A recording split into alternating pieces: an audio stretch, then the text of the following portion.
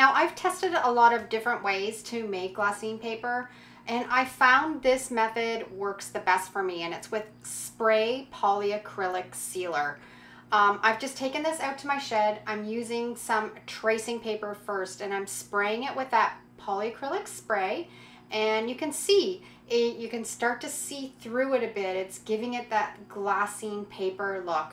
We're going to set it outside. We're going to let it dry, and this is how the tracing paper turned out. Now we're going to do some tissue paper. The tissue paper is a lot thinner than the tracing paper, so I have a lot of good vibes about this one. And I'm spraying it with that polyacrylic sealer. We're gonna let it dry, flip it over, and spray it again. I'm just holding it with my pliers so it doesn't fly away. And I can see already how it's becoming a clear glassine piece of paper. It's fantastic. And this is just tissue paper from the dollar store. Now next we're going to do just a plain piece of computer paper that I've actually made thinner with some packing tape. And we're going to put it on that piece of cardboard, give it a spray, let it dry, flip it over. And it has worked pretty good, but it's still not as good as a tissue paper. Did you know I have our Upcycled Life Graphic Club on Patreon? And if you'd like to know more, get ready for weekly graphic goodness straight to your inbox every Friday night.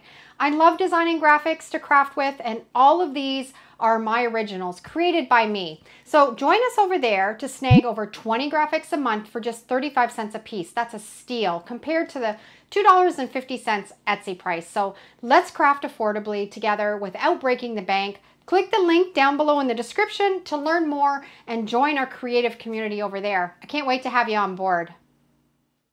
Next, I'm going to show you on a sewing pattern. This is a sewing pattern I picked up at the thrift store. It was missing pieces, and I incorporated it into my junk journaling. But I wanted to make this look like glassine paper. So again, sprayed it, let it dry, flipped it over, and then sprayed the other side. This worked really fantastic, just as good as that tissue paper. And I also like the look of the pattern on it. I think it's really unique.